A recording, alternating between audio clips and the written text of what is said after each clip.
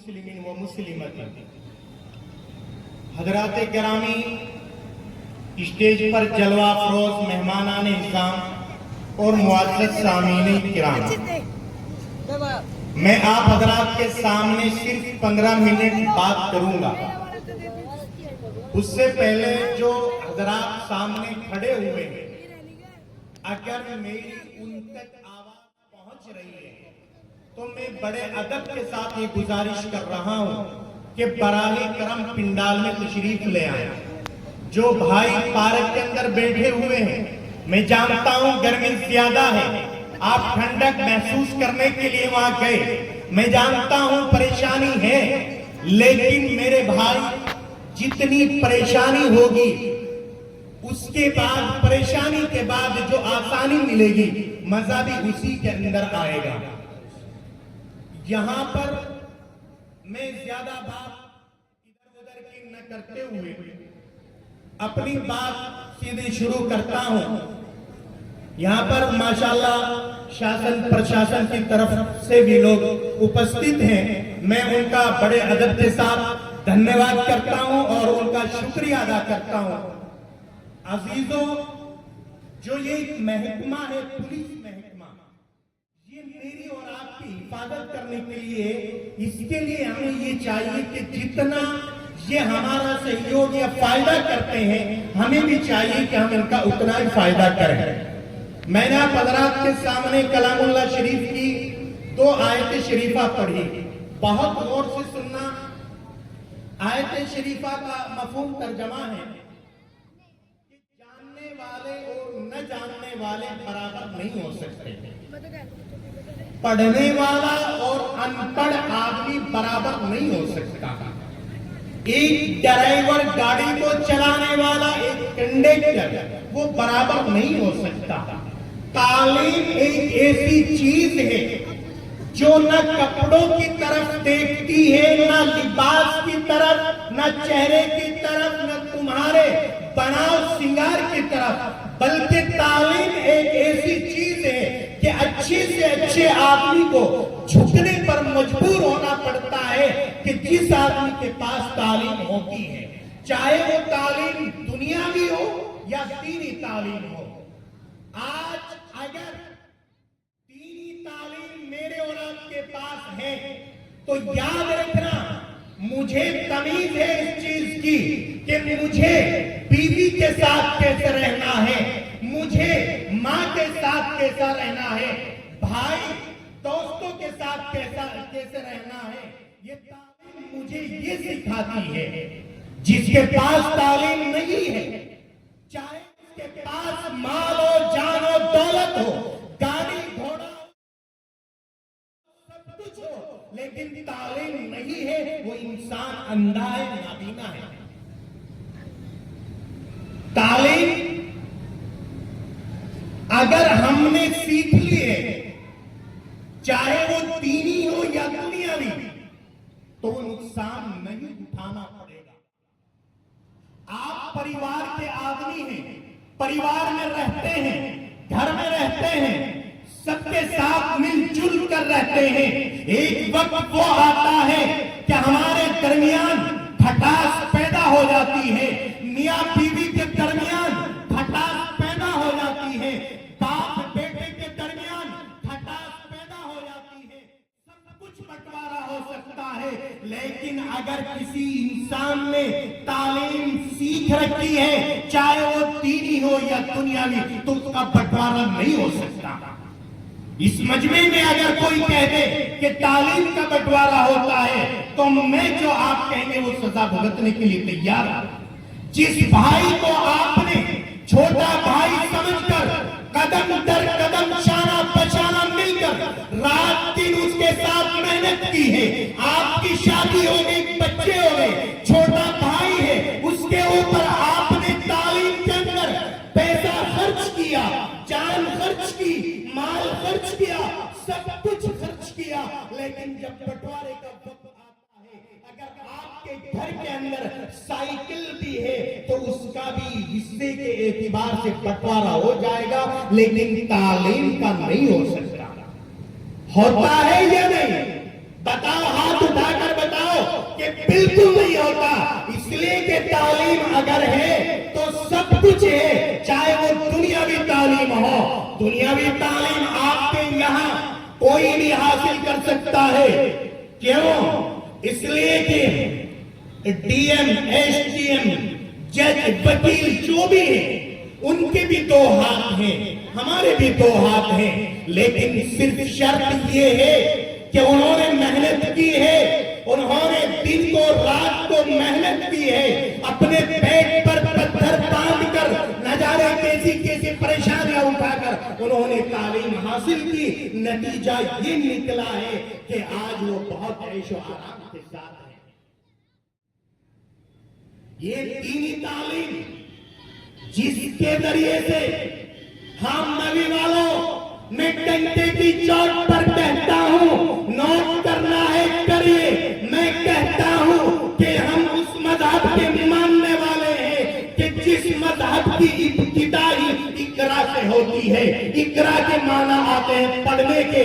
جس وقت میرے نبی صلی اللہ علیہ وسلم پر وحی نازل ہوئی اور لے جایا گیا، سب سے پہلے اگر آیت شریفہ نازل ہوئی تو وہ ہوئی اقرأ باسم ربک الذی خلق، کہ پڑھیے آپ اپنے رب کے نام کے ساتھ پڑھیے۔ ہم کہاں چلے گئے؟ نہ دینی تعلیم ہے نہ دنیاوی تعلیم ہے۔ دینی تعلیم نہ ہونے کا نقصان یہ بھی ہے، نہ اس کو تمیز ہے باپ کی، نہ اس کو تمیز ہے بیٹے کی، نہ اس کو تمیز ہے بیوی کی، کسی چیز کی تمیز نہیں ہے۔ اللہ کا شکریہ ادا کریے، آپ کے پاس ایک ایسا مکتب ہے، مدرسہ ہے کہ جہاں پر دینی تعلیم ہوتی ہے۔ میرے بھائی، یہ جمعے کے دن جلسہ رکھنے کی ایک وجہ شاید میرا اپنا ماننا یہ ہے کہ یہ بھی ہو سکتی ہے الحمدللہ ثم الحمدللہ اس گاؤں کے بچے دارالعلوم، مدارس گڑی دولت اور بھی مدارس اسلامیہ کے اندر تعلیم حاصل کرتے ہیں۔ صرف اسی بنیاد پر شاید یہ جلسہ جمعے کے دن رکھا جاتا ہے تاکہ جو اس مدرسے کے پڑھنے والے ہیں، دور دراز تعلیم حاصل کرنے کے لیے گئے ہوئے ہیں، تاکہ وہ بھی اس میں شرکت کرتے ہیں۔ میرے بھائی، آج بیان سن کر، نعت سن کر، تھوڑی دیر کے لیے مسلمان بن کر، داڑھی ٹوپی رکھ کر کام نہیں چلے گا، بلکہ کام یہ چلے گا، اور اس لیے چلے گا کہ آپ چاہے کچھ بھی کر لیں لیکن اپنے بچوں کو دینی تعلیم ضرور دے دیں۔ آج ہم ہیں، کل نہیں ہوں گے۔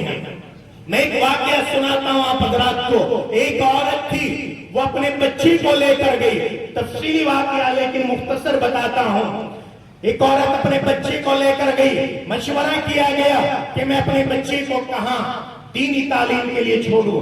وہ عورت کے سامنے جب مشورے کی باتیں آ رہی تھی، کسی فیصل نے فیصلہ کر دیا کہ فلاں شہر کے اندر ایک مدرسہ ہے، آپ وہاں جا کر اس بچے کو چھوڑ کر آئیے۔ وہ عورت بھی عورت تھی، غور سے سننا میرے بھائی، وہ عورت بھی عورت تھی، گئی اور جا کر یہ کہا، حضرت یہ میرا بچہ ہے، میں اس کو یہ چاہتی ہوں کہ یہ کچھ بن جائے۔ حضرت نے کہا کہ بن جائے گا، لیکن شرط ہے کہ کیا شرط ہے؟ کہ شرط یہ ہے کہ جب تک بچہ اچھی طرح پڑھ نہ لے ہم اس کو چھٹی نہیں دیں گے۔ کہا ٹھیک ہے۔ ماں نے اپنے کلیجے پر پتھر رکھا اور یہ درد سہنا شروع کر دیا۔ چھوٹا بچہ تھا، بچہ تو بچہ ہوتا ہے، ماں ماں ہوتی ہے۔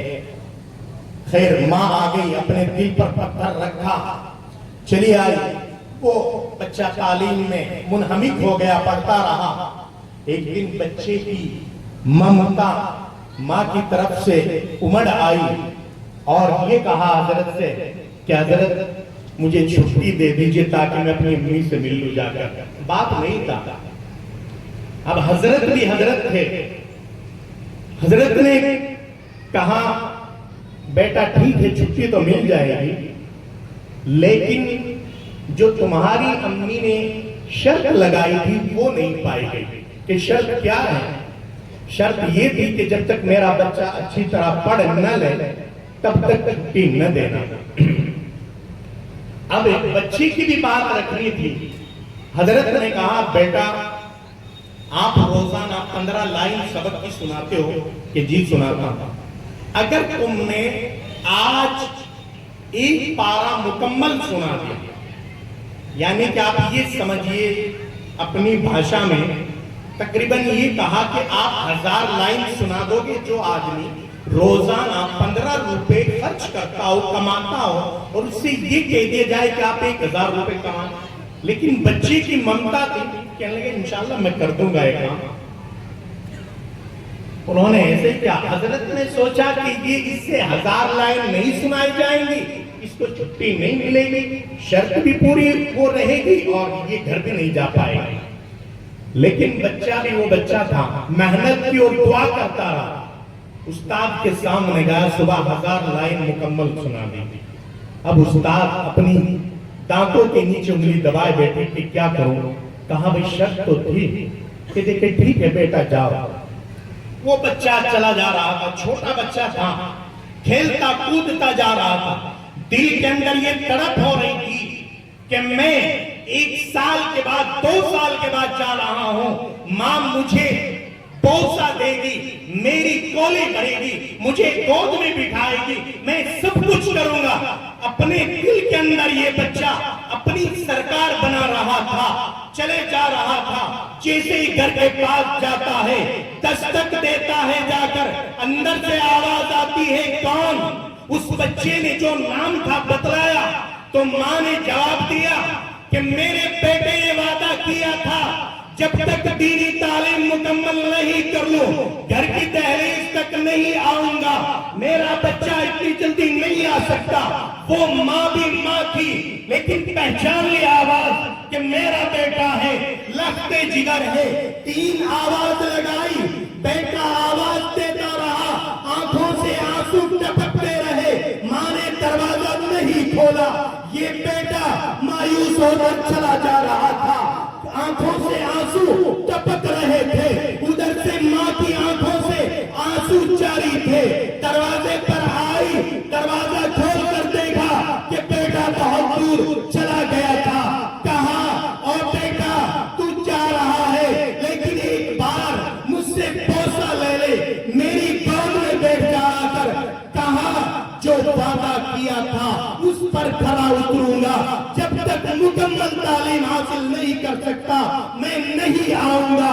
اور نبی والوں میں کان کھول کر کہتا ہوں سنیے، ان لوگوں سے کہتا ہوں جو آج اپنے نوجوان بیٹے کو موبائل کے اندر منہمک رکھتے ہیں، یہ مدرسے کے اندر 10 سال کا بچہ تعلیم حاصل کرنے کے لیے جس کے 20 پارے ہو جاتے ہیں، 25 پارے ہو جاتے ہیں، پلیج کا موسم آتا ہے، تم سب کچھ لے کر اس بچے کو لے کر چلے جاتے ہو کالج کے اندر، اس کی زندگی برباد کرتے ہو تم۔ یاد رکھنا کل قیامت کا میدان ہوگا، یہ بچہ تمہارا گریبان پکڑے گا اور پکڑ کر کہے گا اے خدا میں چاہ رہا تھا مفتی بنو، عالم بنو، حافظ بنو، متقی بنو، امام بنو، لیکن میرے ماں باپ مجھے لے گئے تھے کالج کے اندر جہاں پر میرے 20 پارے ہو گئے تھے، وہ سب کچھ مٹیا میل ہو گئے۔ 8 مہینے کے بعد یہی بچہ آتا ہے مدارس اسلامیہ کے اندر آ کر بیٹھتا ہے، استاد اس کی حالت دیکھتے ہیں، دیکھ کر پھر وہی شروع سے اس کو شروع کرنا پڑتا ہے۔ کیا یہی زندگی ہے؟ سنو کان کھول کر، کھیت میں پانی تم دیتے ہو، تمہارا بچہ مدرسے کے اندر تعلیم حاصل کر رہا ہے، آپ یہ جانتے ہیں، گھر پر فون کر دیتے ہیں کہ کھانا لے کر وہ آئے گا جو مدرسے کے اندر تعلیم حاصل کر رہا ہے۔ میرے بھائی کب تک آپ اپنا یہ معاملہ کرتے رہو گے؟ دینی تعلیم اگر نہیں دو گے تو یاد رکھنا کوئی پتہ نہیں ہے کہ تمہاری اولاد میری اولاد یہودی ہو کر مرے یا نصرانی ہو کر مرے، کوئی فائدہ نہیں ہے۔ میرے بھائی کل قیامت کے دن پوچھ تاچھ کی جائے گی بچوں کے بارے میں، جن کی زندگی آپ لوگ برباد کرتے ہیں، برا مت ماننا میرے بھائی، میرے دل کے اندر درد ہے جو میں آپ حضرات کے سامنے بیان کر رہا ہوں۔ دیکھا جاتا ہے کہ انتقال ہوتا ہے محلے کے اندر، گاؤں کے اندر، یہ کہا جاتا ہے کہ بلاؤ اس آدمی کو جو میت کو نہلاتا ہے، بلاؤ اس آدمی کو جو کفن کاٹتا ہے۔ ارے او میرے بھائی، تو پیسے کے چکر میں بابو جی بن گیا تھا، تو نیتا بن گیا تھا، لیکن تو نے یہ نہیں سوچا کہ اگر کاش میرا بیٹا، میرا پوتا، میرا بھتیجا، میرا بچہ، محلے کا بچہ اگر آج عالم ہوتا، مفتی ہوتا، قاری ہوتا، حافظ ہوتا، یہی بچہ مجھے غسل بھی دیتا۔ میرے بھائی یہ ہے، میں تھوڑی سی بات سنا کر اپنی بات ختم کرتا ہوں، اشارے آ رہے ہیں، اشاروں کی بھی کمی نہیں کیونکہ وقت بھی کم ہے، میں اس لیے بات کہہ رہا ہوں میرے بھائی، کم از کم اتنا ضرور کریے، اتنا ضرور کریے کہ اس دنیا کو چھوڑنا ہے، کوئی اس دنیا کے اندر نہیں رہے گا، اس دنیا سے جانا ہے یا نہیں جانا؟ ہاتھ اٹھاؤ، جانا ہے؟ کیا تیاری ہے اگر جانا ہے؟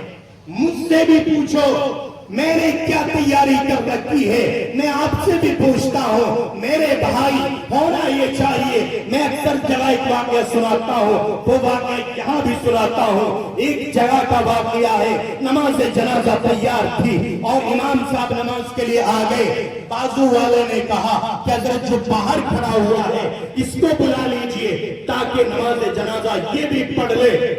امام صاحب نے اشارے میں بلایا، کہا آؤ بیٹا نماز پڑھ لو۔